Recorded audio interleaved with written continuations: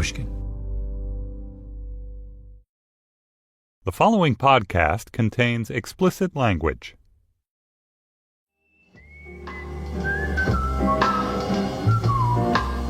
I knew a man, Bojangles, and he danced for you in worn-out shoes with silver hair. Sammy Davis Jr. was one of the world's greatest entertainers. He was Sammy, the way Cher was Cher or Elvis was Elvis. 5'5", barely, skinny as a pencil, oversized sunglasses, jewelry hanging off him like Christmas ornaments. He lived off nicotine and vermouth, never wore the same suit twice, made a fortune, died broke, that kind of life. Then he would lightly touch down. A singer, a dancer, a master impressionist with a famous exaggerated laugh that unfolded in 3 acts. The eyes closed in delight, the full body convulsion, the 3-step stagger. In 1972, at the height of his fame, Sammy went to the Republican National Convention in Miami Beach, flew there on a private jet owned by an oil company, took a suite at the Playboy Hotel. On the opening night of the convention, he sat in the private box of the Republican presidential nominee, Richard Nixon. On a second night of the convention, Davis played a concert for the Republican youth, in a shirt open to his navel and skin-tight pants. He was halfway through his set when suddenly people started chanting, 4 more years. 4 more years! 4 more years! The cheers were for Nixon, fresh from accepting the Republican nomination. He was crashing the party. Davis held up his hand to quiet the crowd. Ladies and gentlemen, the President and the future President of the United States of America. Pandemonium.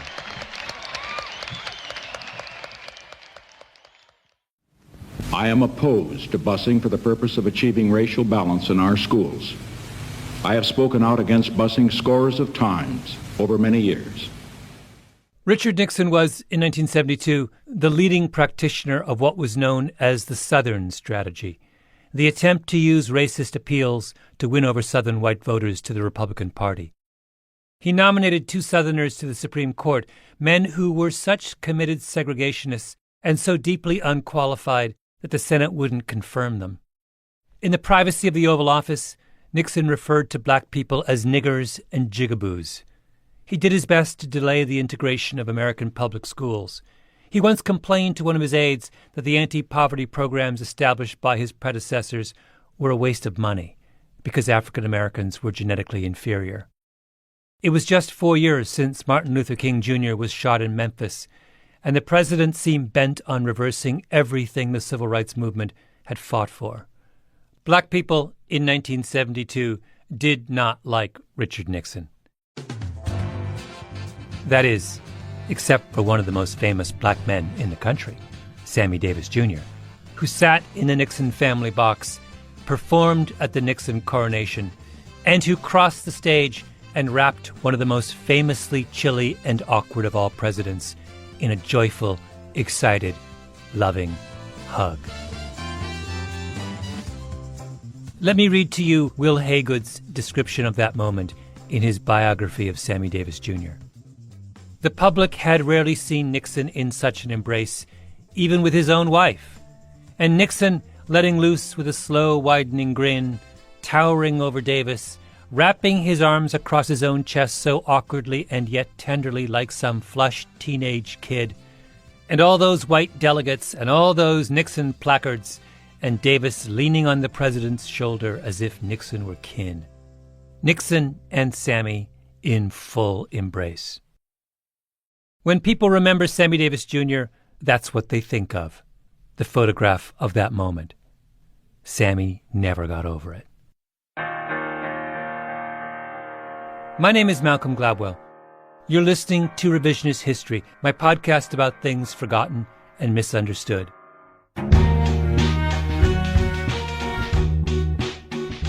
This episode is about Sammy Davis Jr. and what happened on that stage in Miami Beach. Because that moment raises questions about obligation and loyalty that still haven't been resolved. Or maybe have been resolved in the wrong way.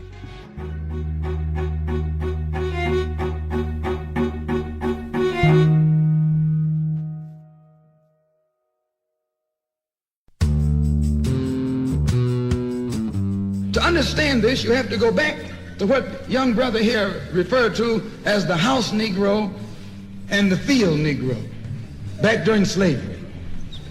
In 1963, in Detroit, Malcolm X gave one of his most famous speeches. There was two kinds of slaves. There was the house Negro and the field Negro. The house Negro, they lived in the house with master. They dressed pretty good. They ate good because they ate his food. They would give their life to save their master's house quicker than the master would. The house Negro, if the master said, we got a good house here, the house Negro said, yeah, we got a good house here. Whenever the master said we, he said we. That's how you can tell a house Negro. Malcolm X was trying to win his audience over to the cause of black nationalism. He was a separatist. He identified himself with his master more than his master identified with himself. And if you came to the house Negro and said, let's run away, let's escape, let's separate, that house Negro would look at you and say, man, you crazy. What you mean separate? Where is there a better house than this? Where can I wear better clothes than this? Where can I eat better food than this? That was that house Negro. Malcolm X was talking about African Americans who he felt had betrayed their community, who had achieved success by turning their backs on where they'd come from. He was talking about people like Sammy Davis Jr. I gotta be me. I gotta be me.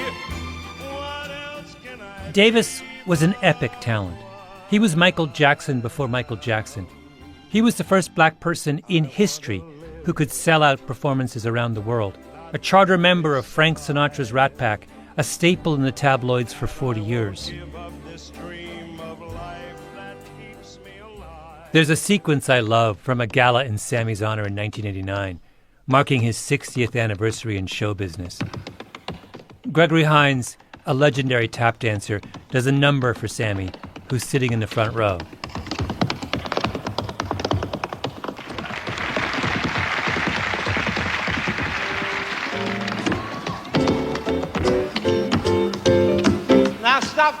Stop time. Then Hines invites Sammy up to join him.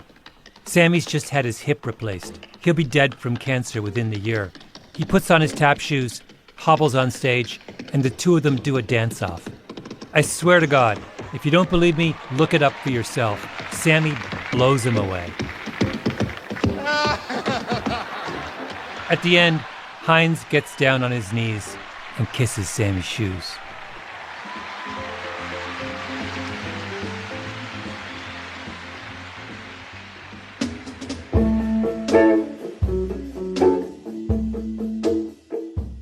Davis was born in Harlem. He started playing the vaudeville circuit as a 3-year-old with his uncle, Will Maston, and his dad, Sammy Davis Sr. He never had any formal schooling or any childhood to speak of. The three of them traveled Jim Crow America, performing for white audiences in one hotel, then sleeping on the other side of the tracks in a colored hotel. During the Second World War, when he was drafted into the Army, his nose was broken so many times in fights that it's flat for the rest of his life. Sammy was taunted, harassed. At one point, a couple of white soldiers pinned Sammy down, write "Coon" in white paint across his forehead. There's an almost unbearable moment in Sammy's autobiography, Why Me? He describes standing under the shower in the latrine for hours, trying to get the white paint off his body. I stood under the hot water, rubbing until rashes of blood trickled to the surface, brushing until I'd scraped the last speck of white out of my skin. I got into bed. Nobody in this world is ever going to do this to me again. I'll die first. But Sammy's answer to never letting anyone do this to him again wasn't to fight, like Malcolm X wanted black people to do. Sammy's solution was to join. He moved very publicly into the master's house. He dated white women, blondes. He married the stunning Swedish actress May Britt at a time when interracial marriages were almost unheard of. When he moved to Los Angeles, he didn't move to Baldwin Hills, where middle-class blacks lived. He moved into a lily-white section of the Hollywood Hills. This modern house Negro loves his master. He wants to live near him. He'll pay 3 times as much as the house is worth just to live near his master. And then brag about, I'm the only Negro out here.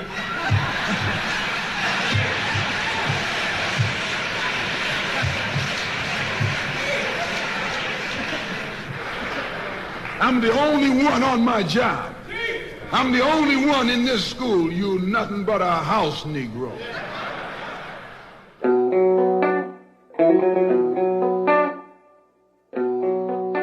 If I play a Dave Chappelle routine for you without telling you that it's him, or a Richard Pryor bit from the 1980s, you'd know right away that Chappelle and Pryor are black. They code black. But listen to this. Sammy Davis on the Dick Cavett Show talking about what he learned from the old Borscht Belt comedians who used to hang out at Hanson's drugstore just off Broadway in the 1940s. All of the Impressionists would hang out on the corner, and I'd say, hey, I got one. I think I got one. I think I finally got Jimmy Stewart. And Will or Larry Storch would say, no, you haven't got it, man. That isn't. It's got to be up here. You got it too low. And when you do it, you got to have a sort of a draw behind it. Yeah. So that it disappears in here. Cavett then asked Sammy if he also does Laurence Olivier, which you think is just Cavett being mischievous, because Olivier was the greatest Shakespearean stage actor of his day, the son of a high church Anglican clergyman, about as far from Sammy as you can get, in theory. Of course I do Olivier. You do Olivier? Yes. Really? Well, what would you like to hear me do from Olivier? A couple acts from King Lear would be nice. Well, he only did Lear once. How about Richard III? I'll settle for Dick III. Okay. Now is the winter of our discontent, made glorious summer in this son of York, since I cannot by rightful claim my way to the throne, I shall hack and hew my way instead. Oh, that's great. If I didn't tell you that Sammy was black, would you know? He could as easily be white. He could be Jewish. In fact, he was Jewish. He converted. The lone black person at Temple Israel in Hollywood. Sammy's mind worked like this. Whatever it takes to survive, I have to do it. That's Will Haygood, Sammy's biographer. Now, many of my friends are Jewish, and they love me, and they support me. So that's interesting. I think I'm going to go to Israel. I think I'm going to become Jewish. And then I'm going to make some jokes about it. And I know people will laugh, but right now, in this moment, this is where my heart is.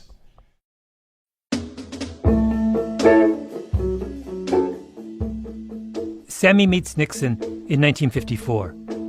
Nixon was the vice president at that point, and Sammy was playing the Copa, when the Copa was the hottest ticket in Manhattan. So he got Nixon and his wife seats up front, and they never forgot it. Shortly thereafter, Sammy gets invited to the White House to visit Vice President Nixon. Now just think of that. A kid born poor, who had been scuffling out on the road, who had been playing nasty-looking nightclubs, who never had a teacher, who never had classmates, all of a sudden sliding around the White House. They stay in touch. When Nixon becomes president in 1968, he asks Sammy to join a White House advisory council. When the gospel singer Mahalia Jackson died, Nixon asked Sammy to represent him at the funeral and sent a government jet. Nixon asked Sammy to go to Vietnam and entertain the troops. Sammy puts together a massive traveling entourage and plays his heart out.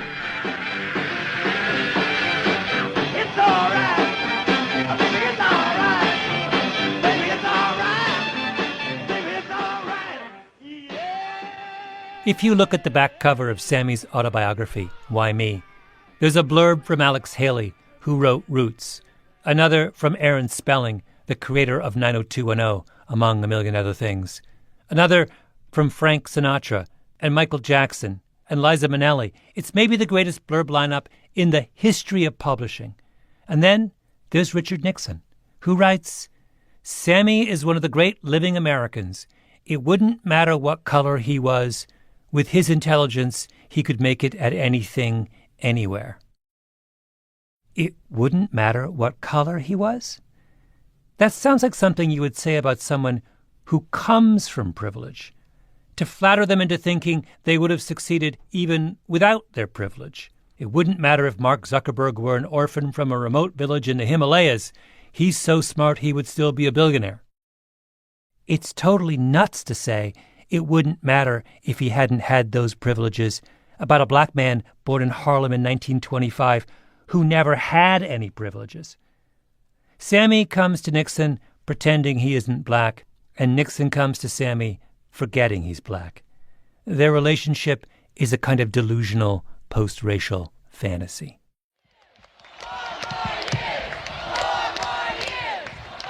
So Nixon says, come to Miami for the convention. We'll put you up at the Playboy Hotel. Why not play for the kids at the youth rally? Of course, Sammy says yes. And Nixon stands in front of the crowd on national TV and starts talking about how Sammy's critics accuse him of selling out by being a Nixon supporter. Then Nixon says, You aren't going to buy Sammy Davis Jr.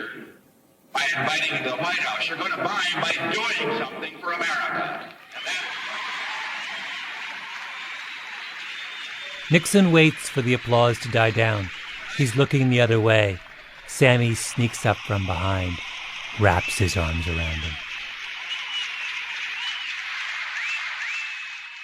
The hate mail Sammy gets over the next few months is so vicious that he hands over some of the letters to the FBI. Eartha Kitt comes up to him and hisses, Did you have to kiss him? Sammy is blindsided. He's desperate to salvage his reputation. He calls up Jesse Jackson, who every year has a big conference in Chicago for his civil rights group, Operation Push.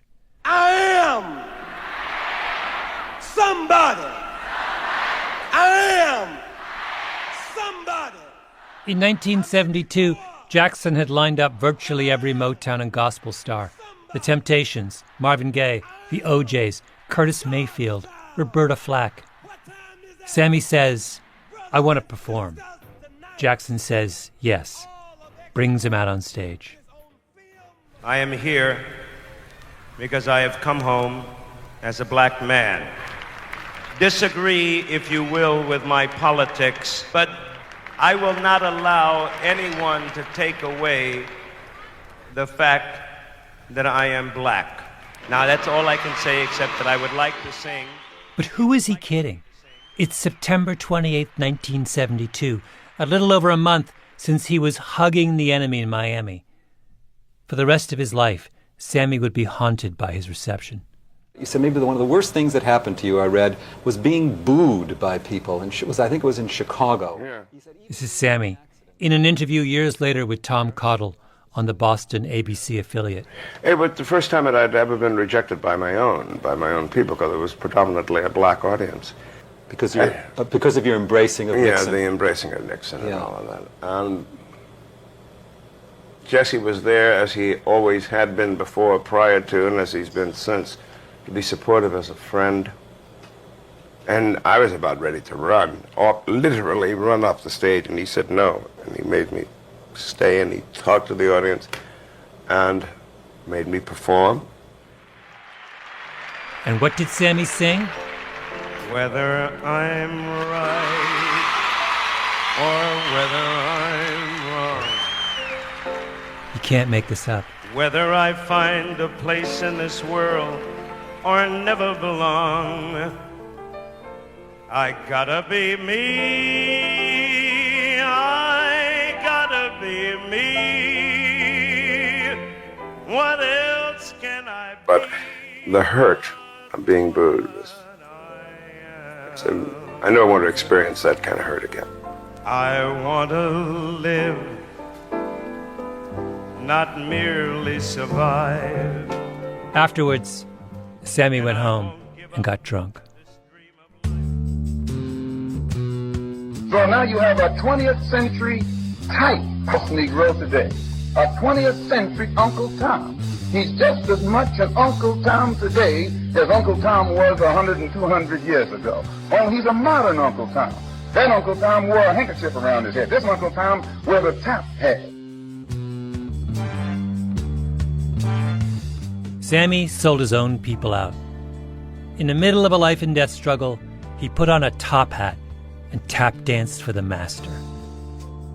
And there's nothing so unforgivable as that, is there? Except, I'm not so sure.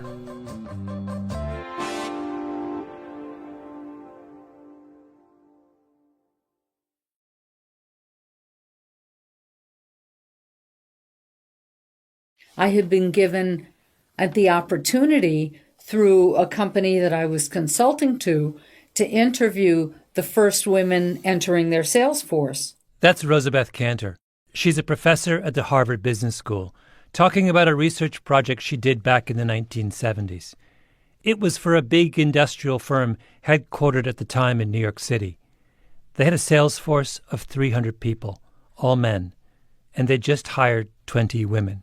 And so here was a batch of people who all had advanced degrees and were very technically talented, and yet they were walking into technical sales in a place that had never seen people like them before. The women were struggling. That's why the company brought in Cantor to diagnose the problem. She showed up with her notebook and began talking with the new hires. And after many interviews, Cantor tells the company, "The reason the women you hired aren't doing well is that you haven't hired enough of them. This isn't about the women and their abilities. This is about numbers." The company had its sales force spread across the country. A typical office was 8 people, which meant 7 men and only 1 woman. And Cantor's point was that it's really, really hard to be the lone woman in an office of 8 people. And I thought that's really the issue. Are you alone, or are there many of you like you? Cantor wrote up her findings in a classic essay called Some Effects of Proportion on Group Life. Being the only one of your kind, she said, being a token, creates a special set of problems for both sides, for the majority and for the token. The women told Cantor that the minute they showed up in a room, the men on the sales team would become almost exaggerated versions of themselves, telling dirty jokes, war stories, being aggressive, as if the presence of an outsider reinforced what they all had in common. At the same time, the women felt their behavior changing.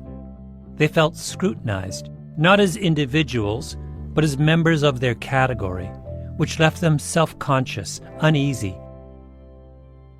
In one brilliant section of her paper, Cantor talks about the 4 roles that token women get pushed into: the mother, the pet, the seductress, and the Iron Maiden. They couldn't be themselves, not until the proportions of the group turned more in their favor. So you put that same lone woman in a group that has more women in it, and she can relax. She's not on the spot. She can be friends with some. She doesn't have to be friends with all of them. She can find things in common with the men. To fit in, the token has to pass a loyalty test. Cantor writes, "If tokens collude, they make themselves psychological hostages of the majority group. For token women, the price of being one of the boys is a willingness to turn occasionally against the girls." The token woman, in other words, is required to sell out her own kind. Required. That was the cost of admission to the master's house. Being one of the boys was not who they were. It was what they were forced to be. So why is Sammy Davis Jr.'s position any different? In his mind, he was pushing aside white, black for green, green being money. Will Haygood, Sammy's biographer. He started his career with really, literally, having to put food on the table to keep his daddy surviving and to keep Will Maston surviving. He did not want to let them go. And so who would Sammy talk to every day? Who signed his checks? White businessman. And who was in the audience in those Las Vegas nightclubs? Rich white people. Sammy does Laurence Olivier impressions because that's what white audiences wanted to hear. He becomes friends with Richard Nixon. And who is Richard Nixon? Richard Nixon is the political embodiment of those people in his Las Vegas audience. He didn't know the kind of judges who Nixon was appointing to the federal courts or to the Supreme Court. He didn't know Nixon's Southern strategy to divide and conquer. All Sammy knew was Nixon welcomed me wherever I was at. By the way, Sammy campaigned for John Kennedy 10 years before he campaigned for Nixon. But did Kennedy ever invite him to stay at the White House like Nixon did? No. Kennedy disinvited him from his inauguration because he worried about what it would look like if Sammy brought his white wife to the White House. Sammy had to make strategic decisions out of necessity. These are the steps the token takes to survive, but they aren't who he is. Sammy marched on Washington. He marched at Selma. He shut down a Broadway show to make the trip. Will Haygood says that when he interviewed Harry Belafonte, Belafonte made a point of stressing how generous Sammy was to the civil rights movement. Whenever King was in trouble or was jailed, or whenever King needed bail money, Martin would turn to me and he would say, "Get Sammy." And the next day, Sammy Davis Jr. would wire them $10,000 or $7,000 or however much money King needed, and that was a lot of money back in the 60s. When Sammy Davis comes on stage at the Push Expo, what does Jesse Jackson say in an attempt to quiet the crowd? "Brothers, if it wasn't for people like Sammy Davis, you wouldn't be here. We wouldn't have Push today." Now, I expected some foolish people were going to react like this because this man hugged the President of the United States. So what? Look at what this gigantic little man has committed himself to over all these years. Sammy sang, "I Gotta Be Me." But the minute you listen to any of his interviews from that tortured stretch of his career, you realize that he couldn't be me. That was the price he paid. Was there a period, though, Sammy, where you felt, I must prove something to a certain group of people? They've got to know something about me.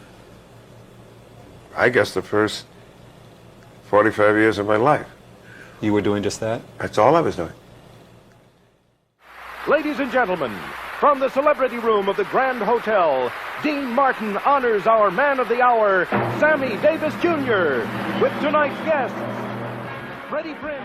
First came the hug. Then came the booing at Operation Push. Then came the roast. And tonight's very special man of the hour, Sammy Davis Jr.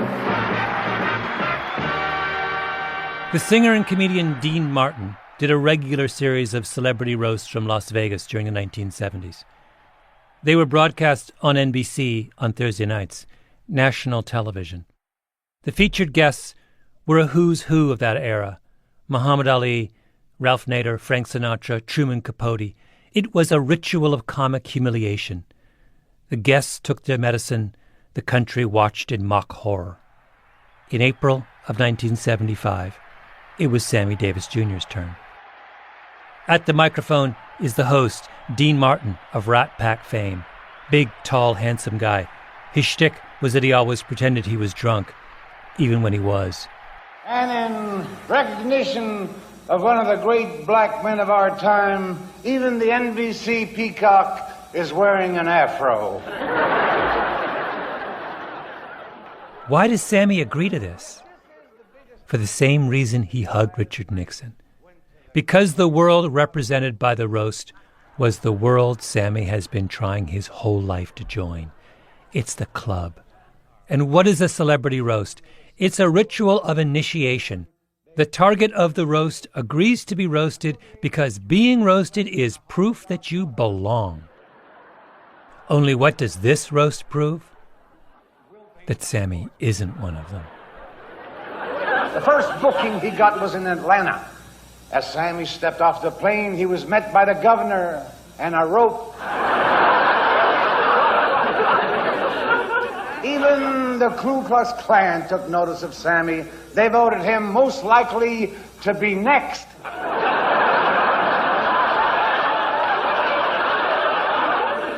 He proved that a black man could eat in white restaurants, check into white hotels, date white women, and be carried away in a white ambulance.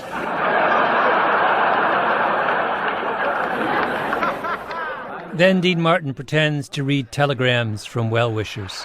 Here's one I think you're going to be very proud of. Dear Sammy Davis, we'd like you to pose for a nude centerfold in our magazine signed The National Geographic. It goes like this on national TV for an hour. Sammy had done everything he could to join the club, and yet, what are the jokes about that day at the MGM Grand? That he doesn't belong.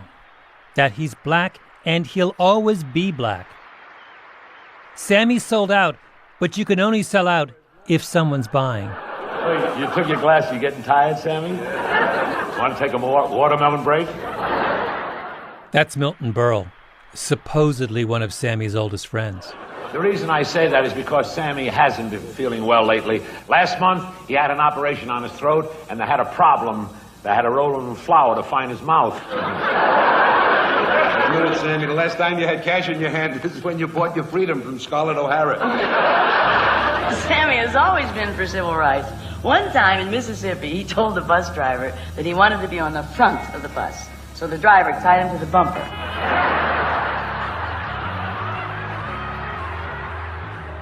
Next up, Foster Brooks, a man with a brief moment of celebrity based entirely on his ability, born of experience, to impersonate a drunk. Sammy Davis had more talent in his pinky finger than Foster Brooks. But Sammy isn't a member of the club, and Brooks is. Mr. Davis, you are a great performer. The excitement you create in an audience is incredible. There they sit, spellbound, wondering if someone in your entourage is ransacking their room. Cut to Sammy cracking up on the dais, then giving Brooks a big Sammy-style hug, arms wrapped around him. Dancing for pennies to that magnificent moment when Frank Sinatra phoned down to the lobby and said, "Send the colored kid up to dance while I shave." Remember what Rosabeth Cantor wrote? For token women, the price of being one of the boys is a willingness to turn occasionally against the girls. And then she writes a line that I couldn't stop thinking about as I watched that roast. Tokens thus find themselves colluding with dominance through shared laughter.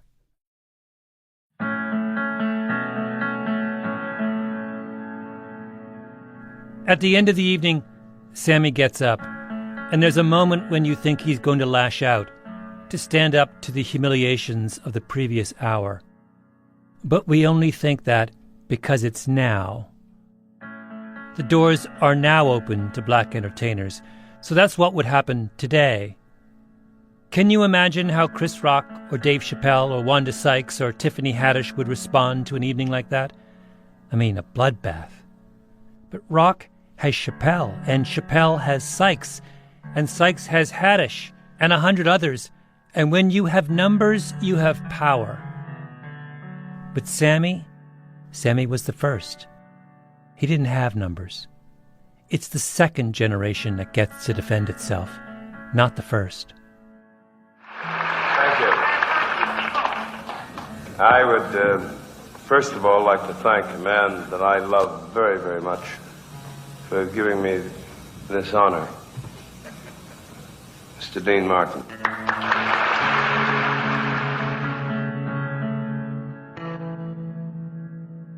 He turns to Dean Martin, who's sitting next to him. Dean Martin reaches up and places his hand on top of Sammy's. One of the great joys of being 45 years in this business is to have people who love you make fun of you. That is one of the great joys, because the day they don't make fun of you, that means they don't give a damn about you. The token succeeds at the cost of his own dignity. I thank you. That's it. Thank you very much. Mr. Sammy Davis Jr., ladies and gentlemen.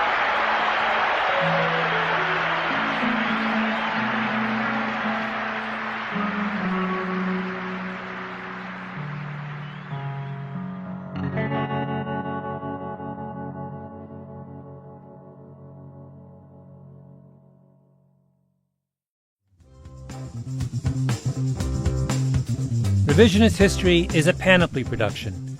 The senior producer is Mia Lobel, with Jacob Smith and Camille Baptista.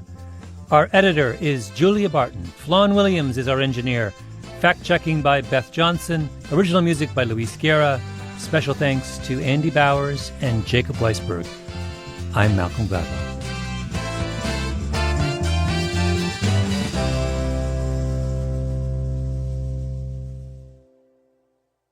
And on stage, we can see a manager who seems to be waiting for the president and waiting to get signals when Mr. Nixon will arrive here. He keeps looking at Sammy Davis Jr. with a very forlorn look, shaking his hand, saying, no, he's not here yet. So we continue to stand by. The young people here have not run out of enthusiasm. And certainly, once again, we are seeing that young people of this country may differ on politics. They may be Democrats or Republicans. But when you put a fast, hard beat to music, that is the universal song of politics for the young people of this country.